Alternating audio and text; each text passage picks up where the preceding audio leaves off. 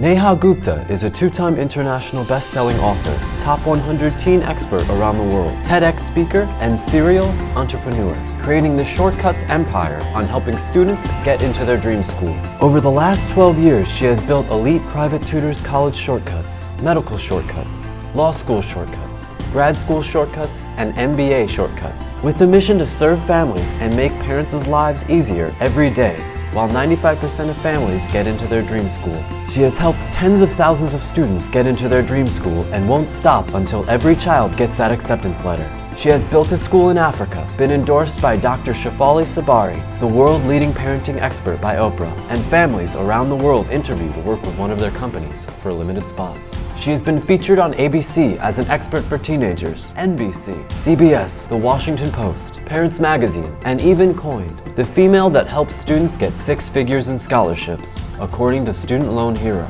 Welcome to her latest creation, Dream School TV, where she brings in the best experts and guests on admissions and gives the latest trends and tips. Take it away. Hey everyone, it is Neha with Dream School TV. Oh my gosh, today we've got questions from our international audience. And I love our international audience because most of you don't know this, but I really love to travel. And I'm very excited today. We have a question from Antonia here. Antonia comes all the way from China.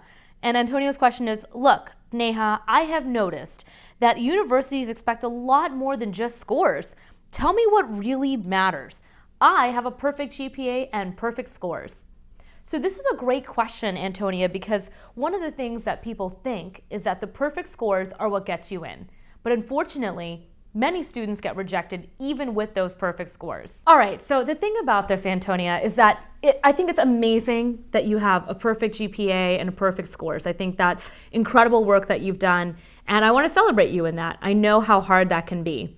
But the thing about it is that there's 4 factors that colleges, universities, MBA programs, med school, etc. are looking at when it comes to admissions. And that is the GPA, the test score, the resume, and the essays. So the truth of the matter is that while you can have perfect scores, you can also still get rejected. In the last 2 years, 69% of students from Stanford were rejected even though they had a perfect GPA and perfect test scores. And I know that sounds really scary, but the truth is, their essays were really boring. So, Antonia, you've got to focus on the other 50% of your application, the resume and the essays. They matter so much in the process because, unfortunately, the competition has gotten so high. Perfect GPA and perfect test scores are now a dime a dozen when it comes to these top schools. And I know a lot of parents hate to hear that, but the truth is, schools are looking for a diverse freshman class. So it doesn't always mean that they're always going to accept all perfect GPA and all perfect test scores.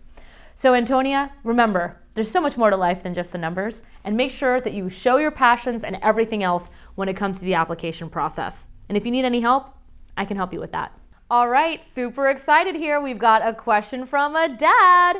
It's kind of rare if you haven't noticed. Mostly I get questions from moms, but today we've got a question from Ajay from India. Here we go, from the motherland. All right, I want to know, Neha, how much harder is it really to get into universities than 20 years ago? What do they really mean by standing out? Here's the thing, Ajay. Let me get a little real with you for a second. 20 years ago, we barely had Netscape Navigator, okay? Dolly was getting cloned. Just take a moment to think about that. Like, we didn't have smartphones. We didn't have Instagram. We didn't have Facebook. We barely had internet. Do you remember that sound of dial-up? That's what was going on upwards of 20 to 30 years ago. So if you're asking me what's different in the college admissions process, just take a look at the world. It's completely different than where we were back in the day. So when you look at the application process, let's just even talk about the simple logistics of it. When you applied to college 20 to 30 years ago, you used a pen and paper, and you went and you walked your application over to a mailbox and you put it and you mailed it in. Today, everything's done through the Common Application or online applications. So it's much easier to submit applications like that with a template in, and boom, you've applied to 20 schools. So if you look at it from that perspective, then you know that the competition is double, triple, or quadruple, because the reality is most parents only apply to maybe 3 to 4 colleges. Now the average student applies to upwards of 14 to 18 colleges. So competition is completely different in any admissions that you're looking at. So let's talk about the second part of your question, Ajay. Now we know the reality is obviously the competition is completely different. The second part is specifically about standing out. This is the part that matters most in the application. Let's get real. I'm South Asian. A lot of people that are South Asian like math and science. They also really want to be a doctor, lawyer, or engineer. And then they apply and they talk about all the exact same things. So the applications all look exactly the same. So when they ask you to stand out, they're asking you to write about something or be descriptive or talk about things in a different way than every other student.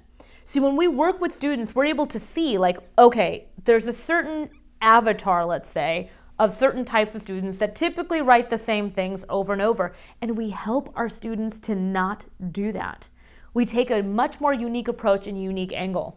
And standing out is everything in the process. You want to make sure that when you write your resume, it's written in a way that really showcases your passions and showcases all of the different experiences you've had. When you're in the essay portion, you want to be very elaborate and descriptive in what you're interested in. So as you can see, there's a lot of different factors when it comes to standing out in the process. And depending on what angle you're taking, what your interests are, what programs you're looking at, what extracurriculars you've done, you can absolutely find a way to create a very descriptive angle for you so that you do stand out. So I hope that answers your question, Ajay. I know that you've got a question here about how hard it was, and I hope my description helped you there because so much has changed. I am so glad that I'm getting to grow up during this time versus like back in the day when there was barely dial-up because my gosh, I think I use like most of the world's internet just trying to stream all my webinars. I hope you loved these questions. I know that they were pretty detailed in my answers, but standing out can make all the difference, and knowing what really matters can literally be the difference of getting in versus getting rejected. So I'm really excited to hear from Antonia and Ajay from India and China because I know that international families need so much help in the application process, and getting that competitive edge can make all the difference. So glad you guys tuned in to Dream School TV. Make sure to like, share, and comment below, and I can't wait to see you on next episode at Dream School TV. Bye!